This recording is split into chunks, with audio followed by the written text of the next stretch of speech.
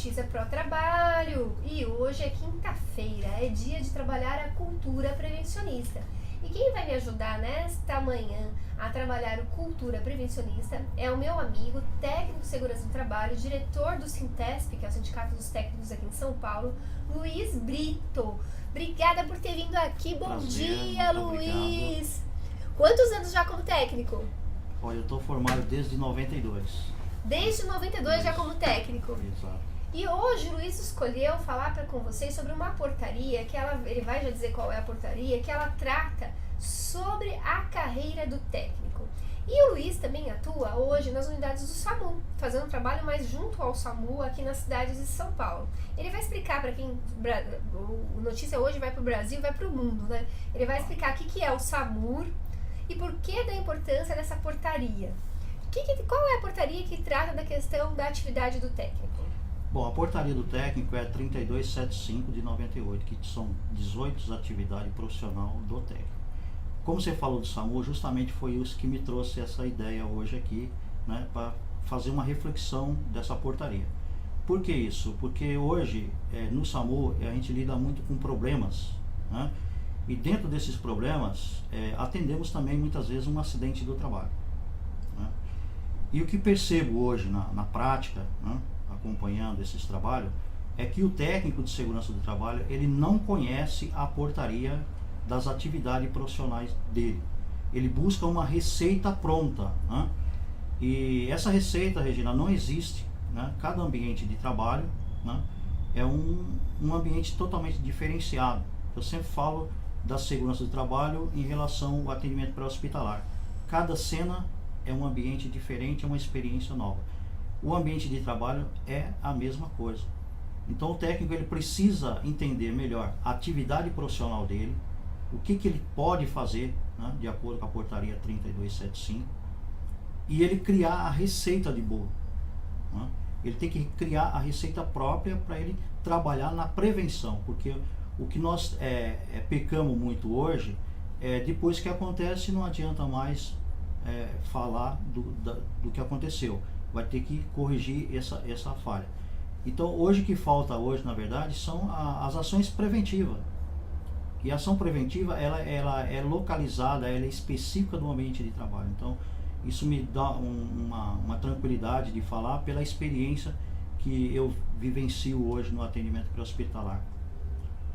Preventiva. E é interessante você falar que a maior parte dos acidentes, a maior parte das doenças, dos adoecimentos no trabalho, eles têm mais relação com a prevenção, a falta de prevenção, né? A prevenção com medidas, às vezes, educacionais. Positivo, né? exatamente. E você implantar uma cultura prevencionista, mesmo como é o nome do nosso quadro, cultura prevencionista, já seria o suficiente. Exato. Às vezes eu lá, empresário, fico achando que é um investimento grande, com equipamento, e na prática é mais cultural do que qualquer outra coisa. Então, na verdade, nós vivemos isso culturalmente.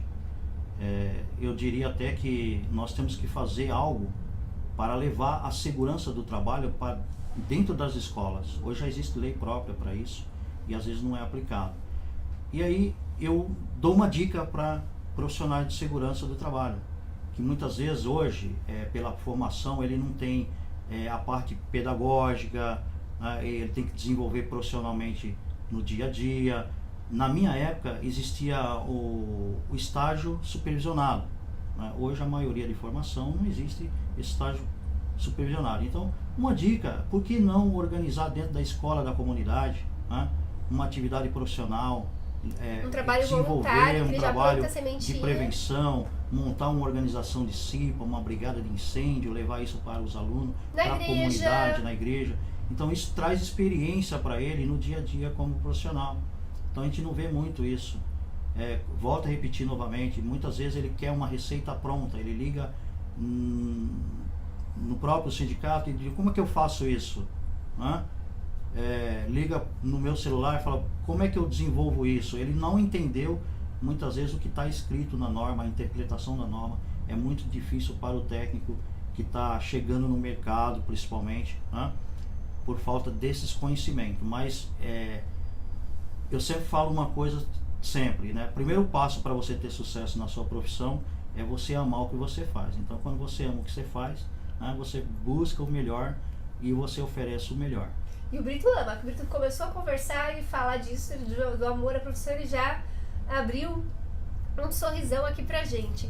E Brito, mais do que amor na profissão, no caso do técnico, porque ele fica sendo corresponsável se não houver uma ação efetiva em termos de prevenção de acidentes, em termos de prevenção de adoecimentos dentro do ambiente de trabalho. Os técnicos estão se formando hoje em dia, eles estão saindo com essa consciência, ou está sendo só esse oba-oba, porque hoje em dia tem muito técnico ganhando muito mais que jornalista, tem, né? Pelo menos é o que prometem. Se na prática a gente não sabe, mas as escolas que estão formando técnico prometem aí salários que são maiores do que o nosso próprio piso de jornalista, né? Sendo que o rapaz ainda é técnico, o outro é acadêmico, mas é o que as escolas têm prometido por aí. Como é que tá saindo esses técnicos? Então, é muito difícil falar dessa questão, porque realmente a gente tem um piso de categoria bom, né, no estado de São Paulo, mas isso não é uma garantia também. A garantia é a união da categoria, é um processo que a partir de agora vai ter uma grande mudança nisso. Mas é uma vantagem já para o técnico, né, ter um piso salarial, né? Mas o grande problema que eu vejo de verdade é a má formação desse profissional. Já lá na academia? Já na escola, né, de formação. Eu tive uma experiência de uma formação de um grupo de 180 alunos, né, e aí eu perguntei um item da portaria 3275, né, e nem a bancada examinadora soube me responder isso. Isso me deixou muito triste, né? Porque imagina você sair como profissional técnico de segurança do trabalho, 180 técnicos, e você não saber o que você vai fazer, porque essa portaria ela tem 18 atividades que diz o que eu vou fazer, e o item 6º, que eu vou frisar novamente, o item 6º dessa portaria, ela fala justamente do que? De treinamento, né? de cultura informativa, de como transformar isso. E quando eu falo dessa transformação, ela não pode ser só no trabalhador, ela tem que ser também para o empregador. Enquanto você não conseguir vender a segurança do trabalho como um produto, né, que tem um retorno, né, para o empregador, vai ser um pouco difícil a gente essa cultura prevencionista. Então, o técnico hoje o técnico ele tem que se moldar a isso, ele tem que ser um bom vendedor, né, e ele tem que vender para o empregador e para o trabalhador. Foi até legal você falar nisso, porque eu conheci um técnico, eu não vou contar o nome dele aqui, mas você vai logo ligar quem é a pessoa. Mas é um dos primeiros sócios lá do Sintesp, e que ele me contou que na época, se ele estiver me assistindo, ele quisesse revelar, ele vai revelar. Ele me contou que na época que ele entrou, estava começando as primeiras divulgações sobre o técnico de segurança do trabalho, principalmente na área de construção civil, e que ele tinha assistido uma matéria lá do Ramalho, lá na construção civil, e que naquela matéria falava sobre tinha um número daquela época de acidentes na construção civil em São Paulo. O que ele fez? A mente dele fez, puf, vou fazer um trabalho voltado somente para essa área, onde eu vou provar para o empregador que isso não vai ser só bom para o trabalhador, mas vai ser bom para ele em termos de redução de custos. E ele criou toda uma apresentação e todo um trabalho também bem desenvolvido em termos de saúde e segurança do trabalhador da construção civil, e com aquilo, mais a reportagem lá do sindicalista, saiu batendo de porta em porta e conseguiu convencer vários empregadores ou gestores que auxiliam a ponte com o empregador, que realmente era importante desenvolver saúde e segurança do trabalho. E anos depois, enquanto colaborou esses trabalhos para a diminuição do acidente do trabalho dentro desse segmento, que ainda é um dos que mais matam. Exatamente. Né? Mas é um exemplo que eu contei do que você está querendo dizer, dessa necessidade de que hoje o profissional, diferente de você ou ontem, tem que ter outros viés para estar encontrando o campo de atuação. Exato, ele tem que buscar, né, tá dentro desse mercado. Mas eu ainda digo com tranquilidade, infelizmente ainda existe isso. Por exemplo, quando você falou de economia, né, muitas vezes está focado no técnico o equipamento de proteção individual, e não é isso. O equipamento de proteção individual é o último recurso que ele vai aplicar para o trabalhador. Ele tem que vir com a engenharia, né? Ele tem que ter um projeto de engenharia para eliminar aquele risco, né? Ele tem que implantar uma proteção coletiva, né, ou administrativa, que não haja necessidade dele utilizar o equipamento de proteção individual, que é um custo, né, e é muito incômodo usar um equipamento de proteção individual, por mais confortável que ele seja. E hoje já avançou bastante nisso, isso, né? por mais confortável que ele seja, vai incomodar o trabalhador, vai ser difícil para ele trabalhar. Então, nós temos que mudar essa mentalidade, que o equipamento de proteção individual é o último recurso. Então, tem que trabalhar antes. O que eu posso fazer antes para que não precise eu fornecer uma luva, um capacete, uma bota? Eu tenho algum recurso que eu possa fazer? A engenharia tem algum mecanismo? Então é isso que eu vou fazer. E isso vai ser o quê? Um ganho a longo prazo, né, para o empregador e para o trabalhador. Né? Então é uma coisa informativa e cultural mesmo, de você repensar todos os processos. Exato. Né? Quais segmentos estão mais abertos à cultura prevencionista e quais estão mais fechados? Até porque quando a gente fala em construção civil, é óbvio, né? O próprio engenheiro, o próprio mestre já sai mais consciente dos riscos que existem nessa área.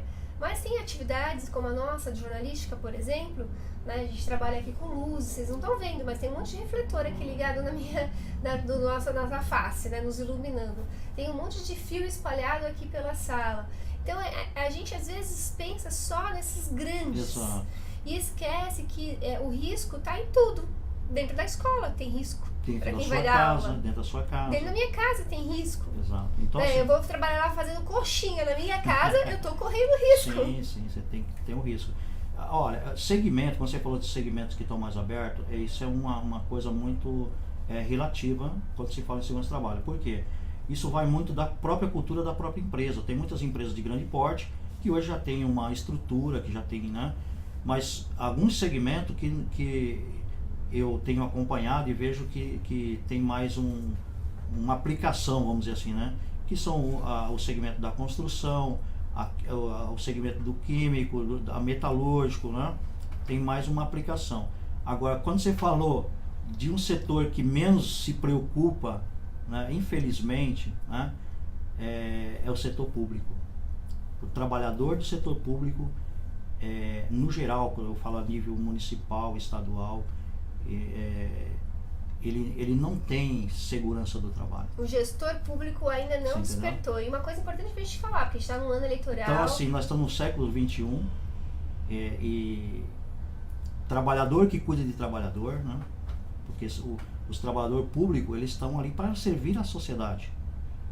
Mas e quem cuida deles? Qual é o gestor público que cuida dele? Então, meu ponto que eu gostaria de deixar frisado, que menos cuida do trabalhador, é o setor público, infelizmente. Que coisa triste, né? Mas é importante a gente trazer esse alerta aqui, porque a gente está num ano de eleição, onde a gente vai eleger os governadores dos estados, onde a gente vai eleger deputados federais, deputados estaduais. Antes de escolher o seu governador, antes de escolher o seu deputado federal, o seu deputado estadual, será que o plano de governo deles, e eles têm que apresentar plano de governo para se candidatar, será que no plano de governo deles tem algo voltado para a saúde e segurança do trabalho?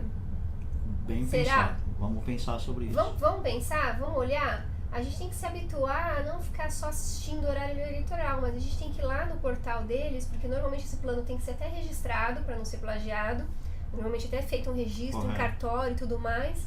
Então a gente tem que olhar se realmente lá no nosso plano de governo do nosso governador, se no plano do nosso candidato a governador, vou votar nesse fulano. Mas vou votar não porque ele é bonito, não vou votar porque ele tem um bom discurso só. Não, o que ele está propondo? Será que está propondo coisas bacanas para a saúde?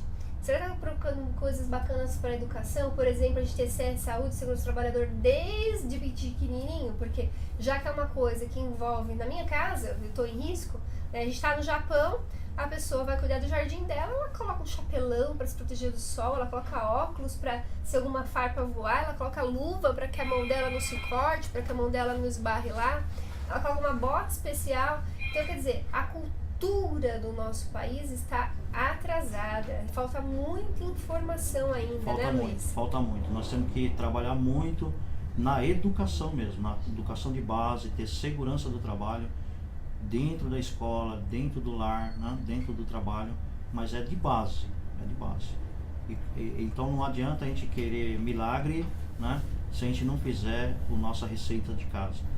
Essa é a realidade. Então nós temos que começar por nós mesmos. Eu sempre falo assim, não adianta você olhar para o quintal do vizinho se você não limpou o seu. Não né? adianta olhar para o quintal do vizinho se você não limpou o seu. Então não adianta, né? Então nós temos que cuidar da nossa casa, né? Cuidar do nosso dia a dia, do nosso profissionalismo. E eu digo sempre para o técnico de segurança do trabalho que conhecimento é a única riqueza que ninguém te rouba. Essa é a frase que eu sempre falo. Né? E não ocupa espaço. Conhecimento não ocupa espaço. E você Olha falando, que interessante. E você né? falando dentro do seu conhecimento ainda me chama atenção para mais uma coisa. Porque quando você me fala do setor público, que não é um dos que não mais, um dos que menos, segundo os técnicos de segurança do trabalho, os números que eles acompanham, estão envolvidos com saúde e segurança do trabalho. Em contrapartida, você me falou de atividades que estão mais à frente do mercado, né? Não que elas sejam ideais ainda, tem coisas para avançar, Exato. mas exatamente porque elas têm trabalhos fortes em conjunto com o sindicato da categoria. Exatamente. Agora, tem uma coisa interessante que me chama muita atenção nesse segmento, no geral, na sociedade, é que a nossa economia ela é feita de micros e pequenos empresários. É isso que é o diferencial da segurança do trabalho. Então é justamente nesse mercado de trabalho que o técnico tem que ser um bom vendedor, um bom gestor. Porque geralmente o microempresário, ele foi um trabalhador, né? Ele trabalhou 10, 15 anos numa empresa, adquiriu um know-how e montou uma empresa lá para fabricar alguma coisa e hoje é um microempresário. Então a mentalidade dele como trabalhador, né? Então, assim, nós como profissional de segurança do trabalho que temos que ter essa visão, né? E educar esse empregador e mostrar para ele que hoje ele, além de um empregador, ele tem um trabalhador, né? E cuidar desse trabalhador e se cuidar também. Porque quando a gente fala de cuidar de saúde, do ambiente de trabalho, por exemplo, não é só para o teu funcionário. Afinal de contas, quantas horas do seu dia você fica lá? Exato. Às vezes até uma jornada maior do que a do próprio funcionário. O empregador, na maioria das vezes, trabalha mais do que o trabalhador. E aí, num ambiente insalubre? E aí, como que fica a saúde dele também? Convivendo com pessoas que estão deprimidas, depressivas, porque também estão convivendo em ambientes insalubres. Então está na hora de juntar esses dois, né? Empregador e trabalhador e profissional de segurança do trabalho, né? E ver qual que é a receita dentro do ambiente dele para ele ter um bom retorno, para ele ter um ambiente sadio com o trabalhador, né? Não ter um custo com processos, com demissões, com doença, afastamento, porque quando você fala de um adoecimento profissional, isso gera até um problema social, porque vai ter um afastamento, vai ter um custo maior, o custo do Brasil vai aumentar. Então quando você fala em segurança do trabalho, né, a prevenção, você está eliminando todos esses custos, né? Então você está produzindo, né, e diminuindo os custos do Brasil. Diminuindo o custo do Brasil, muita coisa pela frente. Qual um dos principais desafios, você que está tantos anos, desde 92 aí atuando na área de técnico, qual seria o grande desafio para esse ano? Porque a gente teve reforma, né? Olha, a reforma, ela infelizmente aconteceu, vai ter muitos prejuízos aí para a classe trabalhadora, né? Mas acho que um dos maiores desafios é o trabalhador começar a ter mais união. Esse é o desafio, né? O trabalhador ele tem que acordar para que ele precisa de estar unido, né? E ele ser fortalecido, não tem outro meio, né? O trabalhador ele foi muito assistencialista, né, nas questões, né? Ele é muito assistencialista, ele vê muito o que ele recebe e não o que ele dá. Eu faço sempre uma pergunta para mim mesmo, né? O que o sistema hoje me ofereceu, né? Agora é o inverso, o que eu posso oferecer para que o sistema sobreviva? Quando eu falo sistema, eu falo um sistema sindical, associativo, empresarial, né? No geral. Porque o país está nesse momento de mudança, a crise está né? afeta todos, né? Quando se fala em crise, afeta todos. E eu tenho um ponto que eu falo sempre para as pessoas que estão próximas de mim: crise sempre vai existir, sempre existiu, né? Agora está na hora de você sempre abraçar o seu trabalho e fazer melhor. Qual é a tua parte nesse processo para que ela não continue, né? Para que o caos. O nosso aqui é levar informação, né?